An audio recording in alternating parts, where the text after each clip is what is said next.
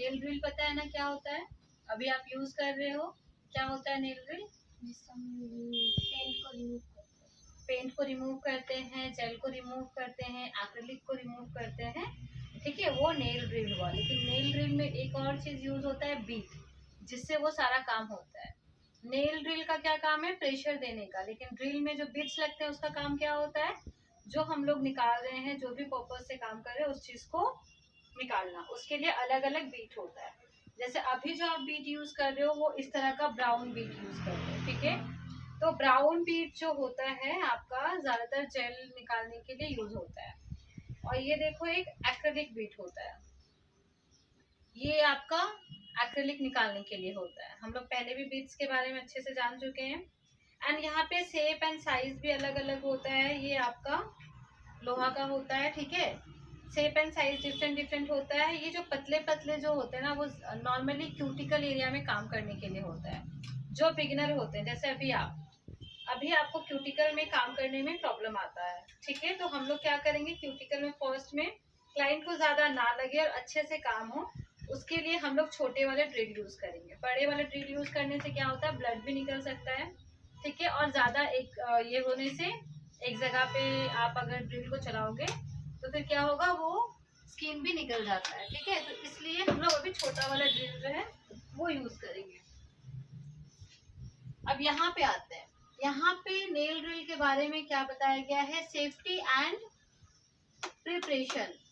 जब हम लोग नेल ड्रिल यूज करते हैं या नेल जब हम लोग रिमूव करते हैं, नेल एक्सटेंशन रिमूव करते हैं, जेल पॉलिश रिमूव करते हैं, एक्रिलिक रिमूव करते हैं, पेंट रिमूव करते हैं, ध्यान देना होता है sanitize hand tools nails before use. क्योंकि कॉमन सेंस वाली बात है ना कि अगर आप उसको सैनिटाइज नहीं करोगे तो सारा में डस्ट होता है। और हमारा जब कोरोना का टाइम था उस टाइम पे सैनिटाइजिंग बहुत इंपॉर्टेंट था। क्यों? क्योंकि वो इन्फेक्शन फैलने वाला था, राइट। वैसे ही जब भी यूज करो तो सैनिटाइज अपना हैंड कर लो। टूल्स नेल्स भी आप यूज करने से पहले ये सारा करना है। सेकेंड चीज क्या इंपॉर्टेंट है जो ध्यान देने वाला है, वैसे आप प्रैक्टिस कर रहे हो, नेल ड्रिल में आपका हाथ भी ऑलमोस्ट बैठ चुका है, बट फिर भी ये सब चीजों का ध्यान रखना बहुत जरूरी है। Start with low speed if you are beginner. याद है जब हम लोग कर रहे थे तो कितना ज्यादा हम लोग को स्पीड, जैसे आप स्पीड ये कर रहे थे, कर नहीं पा रहे थे। क्यों? क्योंकि वो फिसल जा रहा था, क्योंकि आप स्टार्ट कर रहे थे, आपको नहीं पता था कैसे यूज करना। अब आप स्पीड में भी काम करना सीख गए हो, ठीक है। तो स्टार्ट हमेशा कैसे करना है, लो स्पीड से करना है, डायरेक्ट ज्यादा स्पीड में नहीं करना है। अदरवाइज क्या होता है, वो क्या क्या हो सकता है बताओ। जो नेल मतलब ब्लड निकल सकता है, नेल जहाँ पे कटते वो पतला हो जाता है और क्लाइंट को लग भी सकता है और स्किन भी उठ जा सकता है और नेल क्या होता है, फिसल जाता है, ठीक है। तो इसीलिए हमेशा स्टार्ट करना चाहिए लो स्पीड से। Never use on broken infected और वेरी थिन नेल्स।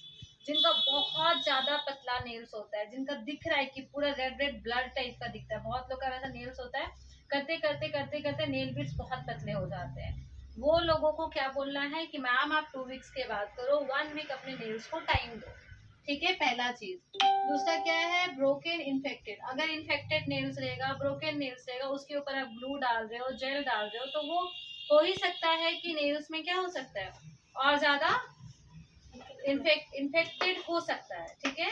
जैसे अभी एक न्यूज आया था, आई डोंट नो आप देखे हो या नहीं, एक क्लाइंट मतलब एक लड़की को कैंसर हो गया है, स्किन कैंसर।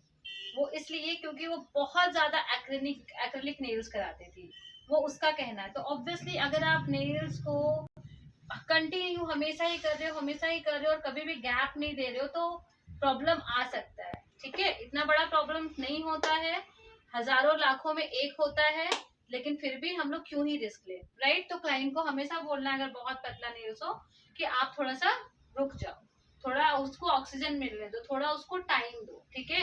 आपको भी समझ में आ जाएगा करते करते कि कौन से नेल्स में काम करना होता है, कौन से नेल्स में नहीं।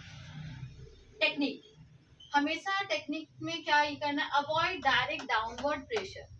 जब हम लोग करते हैं स्टार्ट बहुत अच्छे से स्ट्रेट पकड़ के करते हैं, ठीक है। अगर आप डाउनवर्ड करके करोगे तो वो क्या हो जाएगा, सही से काम नहीं करता है, और आप ये देखे भी हो, ठीक है। दूसरा, प्रेशर में बता ही चुकी हूँ कितना क्या रखना होता है।